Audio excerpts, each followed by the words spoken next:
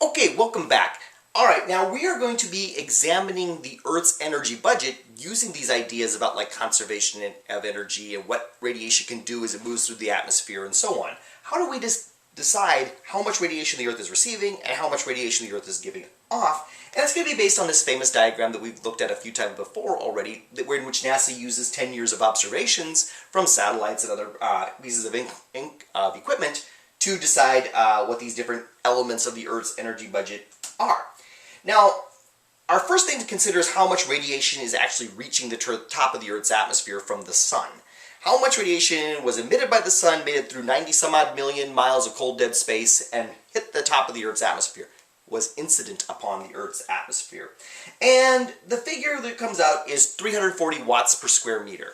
Now, wait a minute, before I take that all apart here, that is the average over all different parts of the Earth, day and night. At any given time, it's going to be more or less, could be even zero on half of the Earth at any given time, because that's the night side. Averaged over the whole planet, it works out to 340 watts per square meter. Watts. Watts is a unit of power, remember? So that's how many joules per second are moving through. A watt per square meter then is how many joules of energy per second are passing through a square meter. So here's a square meter of the upper atmosphere, and here is how many joules each second pass through. In the case then of shortwave radiation that is incoming from the sun, it's 340 if you average over the whole planet. Don't get bogged down memorizing these numbers. The ones that I give you like a percentage, like I tell you half of the radiation is absorbed or something, that I would worry about. But like the actual number is 340 and stuff like that, don't get bogged down on that. So this is the energy in.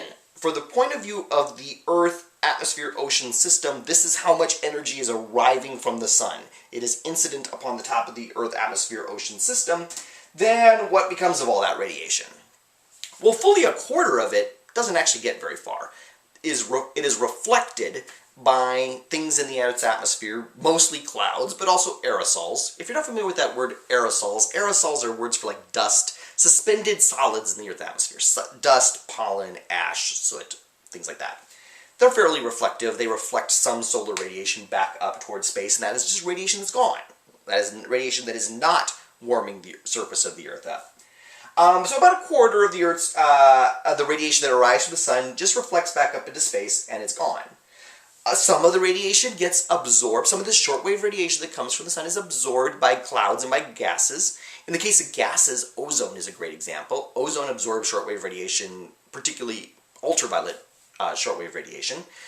Some cloud droplets are of the right size and so on that they absorb shortwave radiation. So some gets lost by just absorption. And even of the radiation that does make it all the way to the surface of the Earth, fully another, I don't know what would that be, a few percent of it gets reflected back off the surface of the Earth and back up into space. But overall, about 50% of the radiation that reaches the top of the Earth's atmosphere does make it all the way through the atmosphere. It's incident upon the surface of the Earth and it gets absorbed. So about 50% of the radiation that comes from the sun does in fact manage to make it to the ground and does in fact get absorbed by the ground, increasing the ground's temperature. Okay, so we've got this energy in that's coming to the Earth, atmosphere, ocean system from the sun. What can we do with that? Well, the Earth is made of matter. By the Stefan-Boltzmann law, we know that the Earth emits radiation. And in fact, if you do the math and you plug it into E equals sigma t to the fourth, you plug in all the numbers, you get the surface of the Earth emits right around 400 watts per square meter. So every square meter of the Earth's surface is at any given second sending about 400 joules upward. That's a lot of energy. Yes, it varies a great deal from place to place depending on the temperature of the Earth and so on. But overall, it averages out to right around 400 watts per square meter. And that radiation heads up through the Earth's atmosphere. We can measure that at the ground and see it's about 400 watts per square meter that starts heading up from the ground. Satellites from up in space can look down and they see emerging from the atmosphere about 240 watts per square meter. In other words, every square meter of the top of the Earth's atmosphere, about 240 watts or 240 joules per second of energy are emerging from the top of the Earth's atmosphere and headed off into interplanetary space. That's a whole lot less than what left the surface of the Earth. What happened in between? 400 watts per square meter left the surface of the Earth, but only 240 watts per square meter made it actually out the top of the Earth's atmosphere. What happened to the rest of it? Well, that 240 watts that did make it out to the top of the Earth's atmosphere, and the satellites saw it as they went by, well, some of that really was radiation that was emitted by the surface of the Earth and got transmitted through the Earth's atmosphere up into interplanetary space. Your figure calls that the atmospheric window. We're going to learn about that actually in the next lecture. The atmospheric window is a range of wavelengths of radiation that the atmosphere is actually transparent to. The atmosphere transmits that long-wave radiation. But you can also see it's only about 10%. I mean, if 400 watts per square meter are being emitted by the surface of the Earth, and only about 40 watts per square meter are being transmitted in this way, we got a lot still to figure out as to where this radiation is going. The rest of that 240 watts per square meter that the satellite saw didn't come from the ground at all. That is radiation that was actually emitted by stuff in the atmosphere. Clouds, air molecules, especially greenhouse gases, to a lesser extent things like aerosols and so on. Those are all things that emit long-wave radiation too.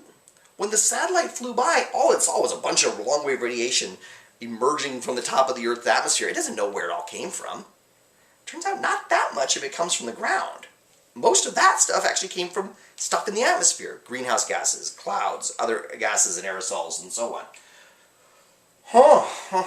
What's going on here?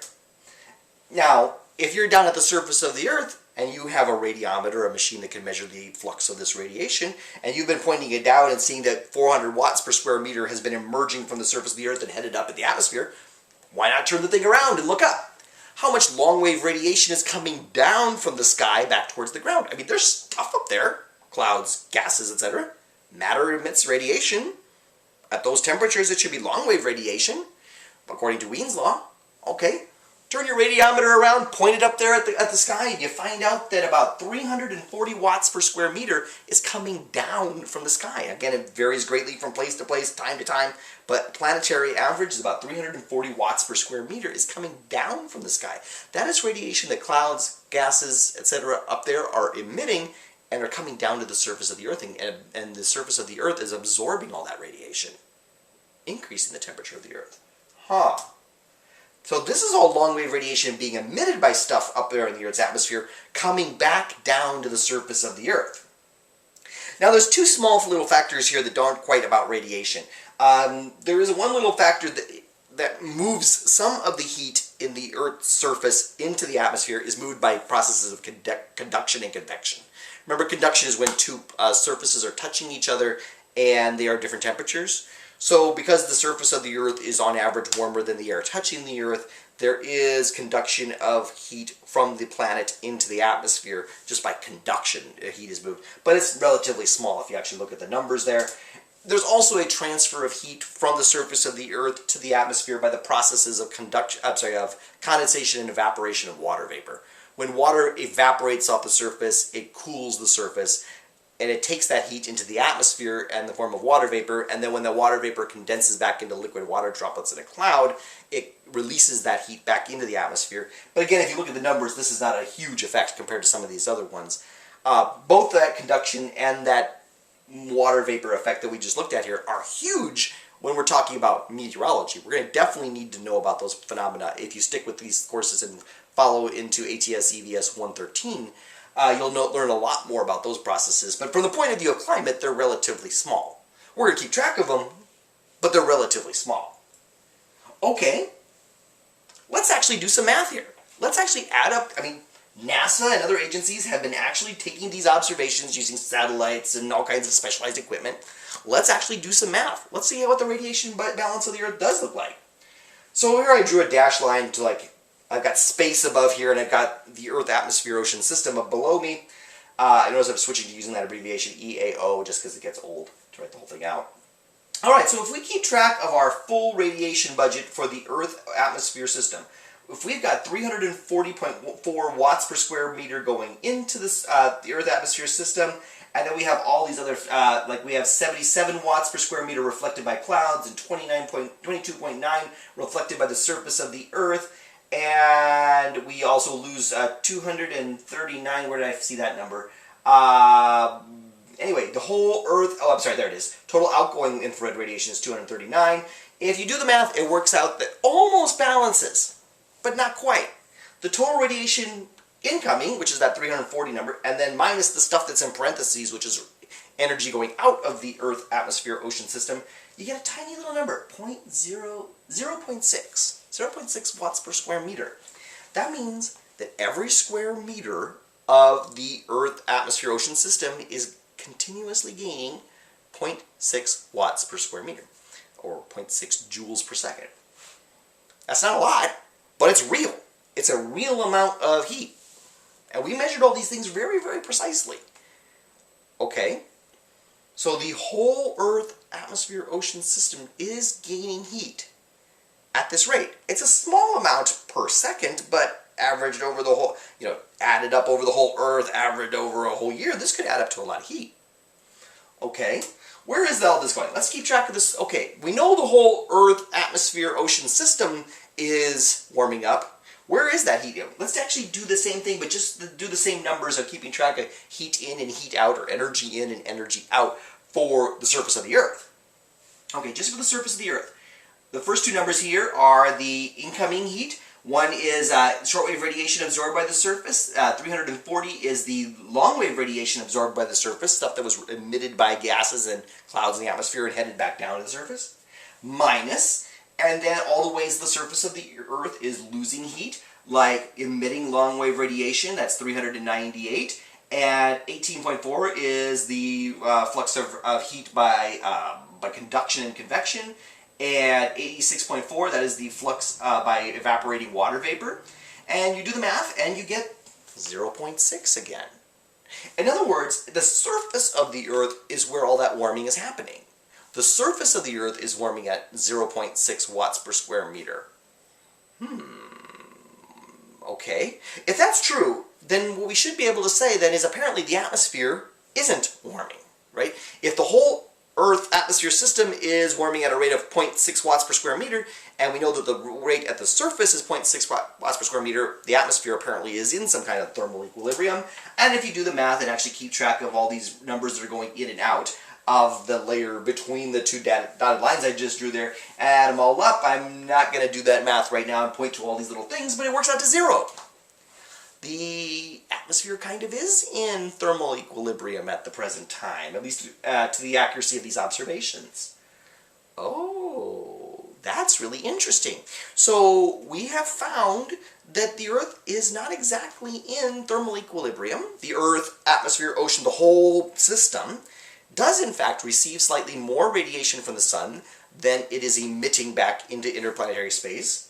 And in fact, we found that it is at the surface that the problem is. Something is wrong at the surface of the Earth that is changing the amount of radiation, the amount of heat that is being stored in the surface. Overall, the observations do show then a small net positive input of energy into the system, and it appears to be happening at the surface at a rate of about 0.6 watts per square meter. This is from NASA's results. Other types of agencies in other countries have used different techniques. Sometimes they get more like 0.5 watts per square meter, sometimes they get more like 0.7, but this seems to be the number. We have pretty good observations of this stuff from all the different platforms that we use to monitor the climate system, and it looks like the answer is, when everything is all said and done, there's a small net radiative forcing, to use the right word, of about 0.6 watts per square meter. Why? What has happened that is changing so that apparently the planet is not in thermal equilibrium? The planet is warming. We saw that in the observations of, temperature and ice sheets and oceans, but now we can see it in the actual things that cause the temperature change, the radiation balance and the energy balance of the planet. What's causing it? That's what we're going to have to start talking about in the next lecture and in future modules. All right, but before we go, let's do two or three more questions. I think it's 3. About how much of the solar radiation that reaches the top of the Earth's atmosphere ends up actually being absorbed by the surface of the Earth? 0, 25, 50, 75, or 100%. That's interesting. So radiation reaches the top of the Earth's atmosphere. How much of it actually gets through the Earth's atmosphere and doesn't get reflected or transmitted or whatever? It actually gets absorbed by the surface of the Earth. All right, follow one of the 5 links below this video to show me your answer, and then move on to question 4.